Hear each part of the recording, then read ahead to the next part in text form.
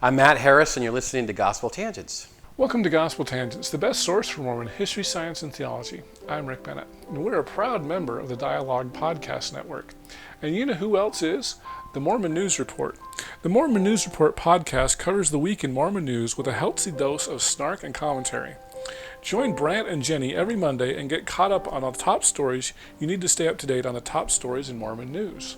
So that's an awesome podcast, and I was even interviewed on there about a year ago. So check out Mormon News Report. It's an awesome podcast. In the late 1960s and early 1970s, there were a lot of schools that protested BYU and the church's racial policy. Some of these included Stanford University, who refused to play BYU in athletic competitions anymore. I was surprised to find out how many of these protests were, even including the BYU band. So this is going to be a fun conversation with Dr. Matt Harris of Colorado State-Pueblo. Check out our conversation. Let's jump back into the 60s a little bit. One of the things that, I know not all of my listeners are sports fans. I certainly am. But I know that there were a lot of protests in the 60s. Some that come off the top of my head. There was a protest in San Diego State. There was one at Colorado State, San Jose State, the Wyoming 14. Could you kind of walk us through the decade of the 60s and how these sports protests may have impacted the band as well? Yeah, so if I can give a little bit of context, it might help your viewers. So BYU had probably by 1960 and before, you can count on one hand the number of African American students at BYU. This is Ernest Wilkinson says this. He says we've had less than a handful of blacks at BYU. Wow. Yeah, and this is, he says this to a parent in 1960, a letter he writes. So they haven't had a lot of people, and they had talked about, after World War II, they talk about, well, if we're going into international areas where there are black students, or even in the South, in the United States, what happens if they want to come to BYU? And again, they're worried about interracial marriage. So, but yet they don't want to deny them because they know that it'll incur the wrath of protesters, civil rights protesters. We tend to think of the civil rights movement taking off in the 60s, and it does. That's where it reaches its pinnacle. But the civil rights stuff really begins in World War II in the 1940s. And then it picks up in the 1950s, and then, of course, by the 60s, it's in full bloom. Anyway, so they're worried about critics. And so they're worried about, so they allow these handful of black students to come, and most of them were not Latter-day Saints, by the way, the students who came. And, but they don't want them there. They're very clear about that. In fact, Wilkinson's deputy, a guy named William Barrett, he's the vice president of academics, and with Wilkinson, he's over the seminaries and the institutes. So he's not just the vice president at BYU, he's over the church education system along with Wilkinson. So he's Wilkinson's number 2 guy. And he writes this document that becomes the governing admissions policy at BYU. He writes it in, I think, 62. And it says something about how do we, let me get the wording right. The gist of it is, he writes this internal document, how do we discourage black people from coming here? Now, the language is interesting. How do we discourage them from coming? They don't bar them. They could have barred them. It's a private university. It's before the Civil Rights Act of 1964. So, but they don't want to do that because they don't want these protesters. And so, anyway, so they send them out a letter, and they say, I'm going to crudely summarize this letter. We can't keep you from coming here, Mr. African American, but you should know that if you come here, you can't date white students, and you should also know that the prevailing community in Provo is predominantly white. You won't be happy here. I mean, it's shameful. I'll just say, it's shameful. So this is 62, and this is the letter that'll occur all through the 60s. And they do send this letter out to African Americans who were tempted to come to BYU, and they try to discourage them, and they do.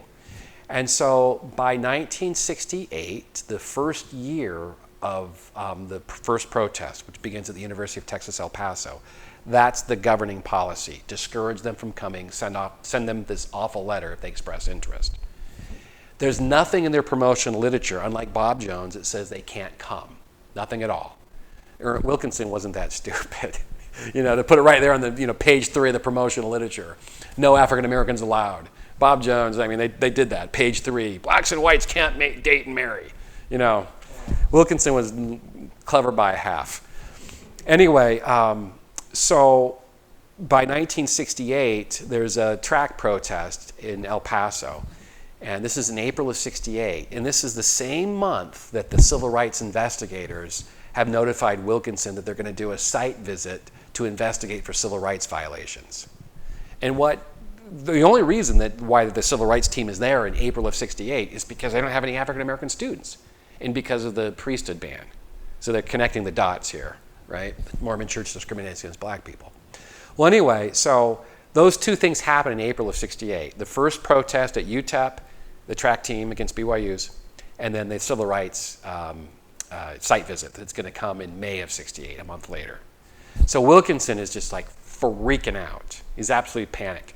And I should say that they've already started to talk about to build this beautiful new basketball arena that will eventually be called the Marriott Center. So now they're worried about this, and they're getting pushback from the Western Athletic Conference that they're going to get kicked out of the conference because they don't recruit black kids.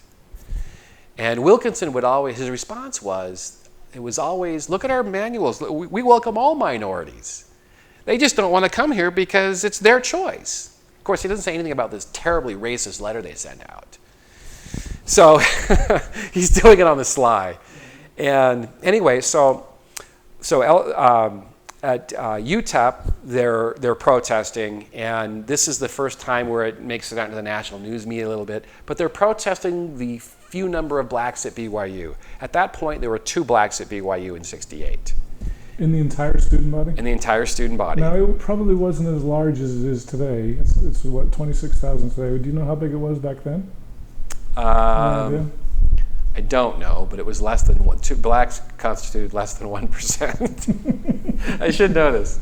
Anyway, but I do know there were 2 black students. And that's crazy to me, an entire student. Yeah, and I know one of them. I mean, they probably had, 15,000 back then? Good question. I think I want to say close to 20. Okay. They were big back then even. Yeah, I have to double check that though.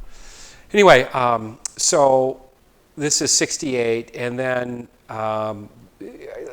probably the best thing for me to do would be to highlight the biggest protests, the most salient ones, because I can tell you categorically that there were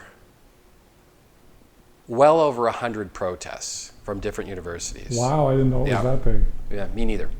Wow. And we think of the big ones in football and basketball. They were protesting BYU band events, wrestling, you name it. Wow. And the reason why I know this is because I've seen some documents in Wilkinson's paper, and he drafts this lengthy memo cataloging all of the protests.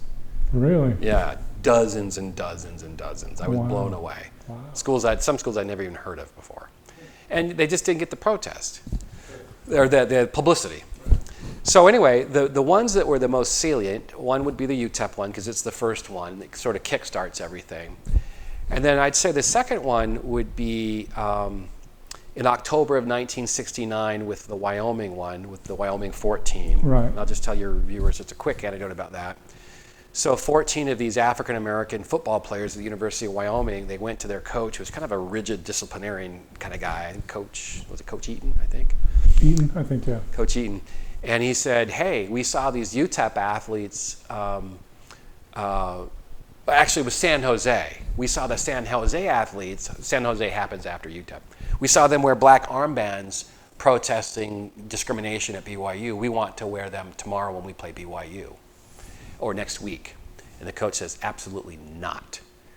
And actually, they didn't even get to tell the coach. Somehow the coach had found out. Well, it was the day before they wore. Yeah. There's some. They were going to tell him. Yeah, there's some. Yeah. There's some interesting discussions about that. But the account that I have says that they wore the bands the day before the game, and he saw it. The coach did, and that's when he went crazy and suspended them. Anyway, but here's the biggest point I think in this story is the Wyoming 14 were not just protesting the few blacks at BYU or racial discrimination at BYU. They made it abundantly clear they were protesting the Mormon Church's views on race. This is much different than UTEP and San Jose and some others that were just really focused mostly on BYU and racism there. The Wyoming people are focusing more than just BYU, but the Mormon Church's policies. So I think that's a fundamental point. And of all the protests going on, Wyoming, they were very laser focused on the church, not BYU. And probably Ernest Wilkinson is probably the best person to quote on this. He said, they're the ones that gave us the most fits because of that. The other one, so this is October of 69, and the Western Athletic Conference is scheduled to vote in November, and the word is on the street that they're going to kick BYU out. Even the University of Utah has sent Wilkinson. The president of the U is a Latter-day Saint. So he's an Orthodox member of the church, and he tells Wilkinson, yeah, the U is going to vote, kick you guys out. Wow. Yeah, so this is how deeply personal it is. And this is the same time I mentioned earlier to your listeners that Hugh B. Brown wanted to give blacks the priesthood. Right. This is about that same time. This is all going on. And anyway, so this is October of 69 is Wyoming. And then in November of 69, Stanford University, which is another pivotal point, Ken Feitzer, the president of Stanford, contacts Wilkinson and he says, we're going to drop you from our schedule. We will not play with you because of your racist policies contradict our values.